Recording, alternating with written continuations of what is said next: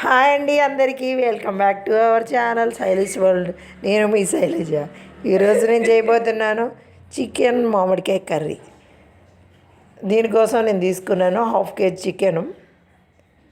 దీన్ని శుభ్రంగా కడుక్కుందామండి. 4-5 సార్లు మంచి వాటర్ పోసేసుకొని కడిగేసుకుందాం. స్మెల్ రాకుండా ఉండాలంటే పసుపు సాల్ట్ వేసుకుని కూడా కడిగేసుకోవాలండి. ముందు కడుక్కుందామండి. మనం వాటర్ పోసుకొని బాగా నీట్గా కడిగేసుకోవాలి. రొటీన్గా మనం చేసుకునే చికెన్ కంటే ఇలా మామిడికాయ అలా వేసుకుంటే బాగుంటుంది. అందరూ ఎక్కువగా మామిడికాయని మటన్లో ఫిష్లో వేసుకుంటాం వింటాం కదండి. ఇలా చికెన్లో కూడా ట్రై చేసి చూడండి, బాగుంటుంది. టేస్ట్ చాలా బాగుంటుంది. దీనికి కావాల్సిన 4 ఉల్లిపాయలు, కొత్తిమీర, కరివేపాకు, పుదీనా, పసుపు, సాల్ట్, గరం మసాలా, జీలకర్ర పౌడరు, ధనియాల పౌడరు, మామిడికాయ, కొబ్బరి, 5-6 పచ్చిమిర్చి, ఆయిల్, కారం, అల్లం వెల్లుల్లి తీసుకున్నానండి. అల్లం వెల్లుల్లిని పేస్ట్ చేసి పెట్టుకుందాం. ఇవన్నీ కట్ చేసేసుకుందాం. కొత్తిమీర సన్నగా చాప్ చేసుకొని వాటర్లో వేసి పెట్టేసుకుందామండి. దీని అంతా మట్టి ఉంటుంది కదా, మొత్తం వాటర్లో వేసేసుకుందాం. పుదీనా కూడా తీసి పక్కన పెట్టుకున్నానండి బౌల్లో. ఇప్పుడు కొబ్బరి కూడా చిన్న చిన్న ముక్కలుగా కట్ చేసేసుకుని మిక్సీ జార్లో వేసుకొని మెత్తగా పేస్ట్ లాగా చేసుకుందామండి. మామిడికాయ పీల్ చేయక్కర్లేదండి. బాగా కడిగేసుకుని ఇలానే ముక్కలు చేసేసుకోవాలి. ఇప్పుడే వస్తున్నాయి కదండి మామిడికాయలు, లేతగా ఉన్నాయి, టెంక కూడా పట్టలేదు. దీని లోపల గింజ తీసేసుకుని కొంచెం పెద్ద పెద్ద ముక్కలుగా కట్ చేసి పెట్టేసుకుందామండి. పీల్తో సహా పెట్టుకుంటేనే బాగుంటుందండి. ఇది పీల్ చేయక్కర్లేదు. ఇవన్నీ ముక్కలు కట్ చేసేసుకుందామండి. కొంచెం పెద్ద పెద్ద ముక్కలు కట్ చేసుకుందామండి. కొంచెం శాంపిల్ పిక్కలుగా పెట్టుకుంటాం కదా, అలా కట్ చేసుకొని పెట్టుకుందామండి.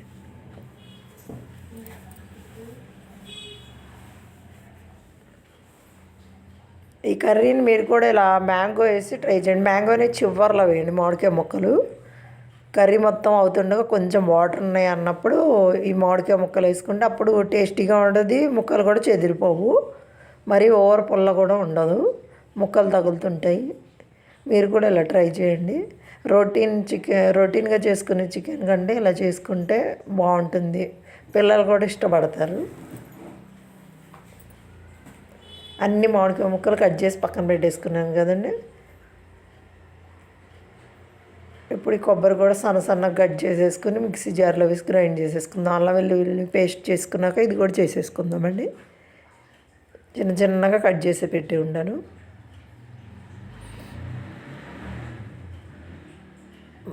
మొత్తం అన్ని ముక్కలు ఇలాగే కట్ చేసి పెట్టేసుకున్నాను. ఇదిగోండి చూసారుగా, ఇదిగో పేస్ట్ చేసుకున్న అల్లం వెల్లుల్లి పేస్ట్ చేసేసుకున్నా, కొబ్బరి పేస్ట్ చేసుకున్నా, ఆనియన్స్ కట్ చేసుకున్నా, అన్నీ రెడీ పెట్టేసుకున్నాను. ఇప్పుడు స్టవ్ వెలిగించి బాండి పెట్టుకుందామండి. కర్రీ చేసుకోవడానికి బాండి పెట్టుకున్నాను కదండి. ఇప్పుడు ఒక 5-6 స్పూన్ల వరకు ఆయిల్ వేసుకోవాలండి. నేను పెద్ద స్పూన్తో వేసుకుంటున్నాను, కొంచెం ఎక్కువ పట్టుద్ది కదండి, నాన్ వెజ్ కదా. 6 స్పూన్ల వరకు వేసుకున్నాను. ఇప్పుడు దీనిలో ఒక బిర్యానీ ఆకు వేసుకుందామండి. ఒక బిర్యానీ ఆకు వేసేసుకొని ఆనియన్స్ కట్ చేసి పెట్టుకున్నాయి కదా, అవి కూడా వేసేసుకుందామండి. నేను ఒక 4 మీడియం సైజు ఆనియన్స్ తీసుకున్నానండి. కొంచెం గ్రేవీ ఎక్కువగా వస్తుంది, మామిడికాయ వేసుకుంటున్నాం కదా. ఇప్పుడు ఒక టేబుల్ స్పూన్ సాల్ట్ వేసుకుందాము. దీనిలోనే ఒక టేబుల్ స్పూన్ పసుపు కూడా వేసేసుకుందామండి. పసుపు కూడా వేసేసుకున్నాను కదండి. దీన్ని బాగా కలిపేసేసుకుందామండి.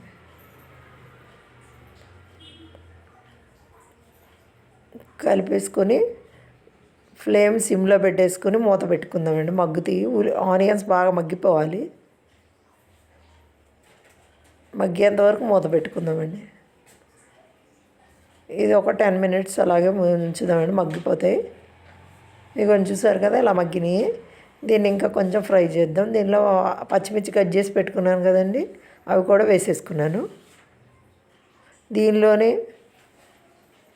కొంచెం పుదీనా, కొంచెం కొత్తిమీర కూడా వేసుకుందాము.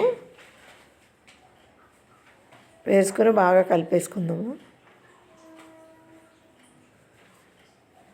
చికెన్ స్మెల్ రాకుండా ఉండాలంటే ఇలా పుదీనా కొత్తిమీర అవి ఎక్కువ వేసుకుంటే బాగుంటుందండి.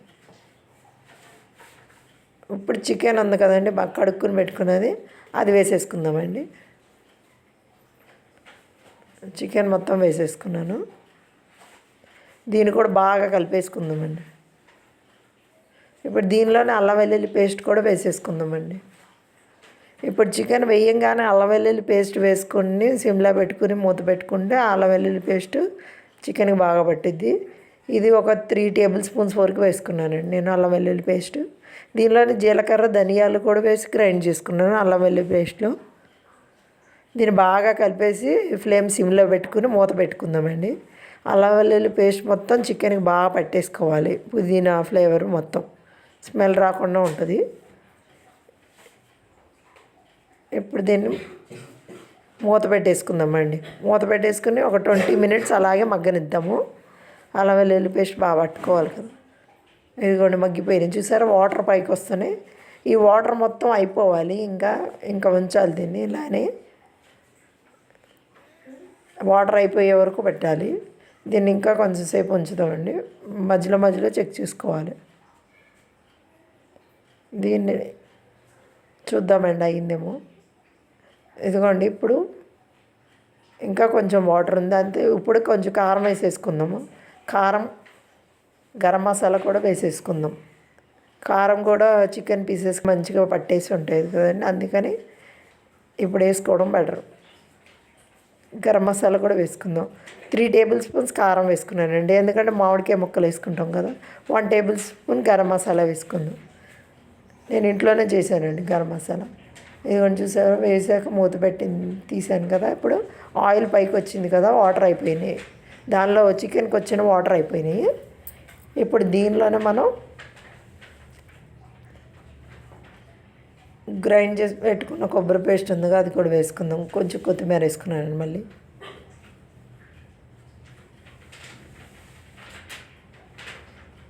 మగ్గేంత వరకు మూత పెట్టా. ఇంకా కొంచెం కొబ్బరి పేస్ట్ ఉంది కదండి, దీనిలో కొబ్బరి పేస్ట్ చేసుకున్నాను కదా, హాఫ్ చెక్క అది వేసేసుకుందాం. అది వేసేసుకొని కొంచెం వాటర్ కూడా పోసేసుకుందామండి. ఒక గ్లాస్ వరకు వాటర్ పోసేసాను, కొబ్బరి పేస్ట్ వేసేసాను. సాల్ట్ సరిపోయినట్లేదు, సాల్ట్ చూసుకుని బ్యాలెన్స్ చేసుకుని వేసుకోవాలండి. ఇంకొక టేబుల్ స్పూన్ వరకు వేసుకున్నానండి నేను. మీకు టేస్ట్కి తగినట్టు వేసుకోండి సాల్ట్. ఇది ఒక్కసారి కలిపేసుకొని కొత్తిమీర పుదీనా వేసేసుకొని మళ్ళీ ఇంకా కొంచెం బాగా కలిపేసుకుందామండి. దీన్ని కొంచెంసేపు మూత పెడదామండి. ఒక 20 మినిట్స్ వరకు మూత పెడదాం. కొంచెం వాటర్ తగ్గిపోయిన తర్వాత అప్పుడు మామిడికాయ ముక్కలు వేసుకుందామండి. ఫస్ట్ వేసుకోవద్దు, మొత్తం చెదురైపోతాయి. దీంట్లోనే కొంచెం 1/2 టేబుల్ స్పూన్ జీలకర్ర పొడి, 1/2 టేబుల్ స్పూన్ ధనియాల పొడి అండి వేయించి పెట్టుకున్నానండి, ఆ పౌడర్స్ వేసుకున్నాను. ఇప్పుడు మామిడికాయ ముక్కలు కూడా వేసేసుకుందాం. వాటర్ కొంచెం తగ్గిపోయినాయి కదండి, అప్పుడు వేసుకుందాం. వేసేసుకొని బాగా కలిపేసుకొని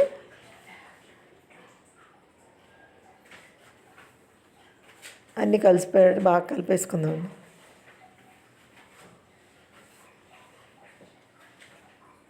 దీన్ని కొంచెంసేపు మూత పెట్టుకుందామండి.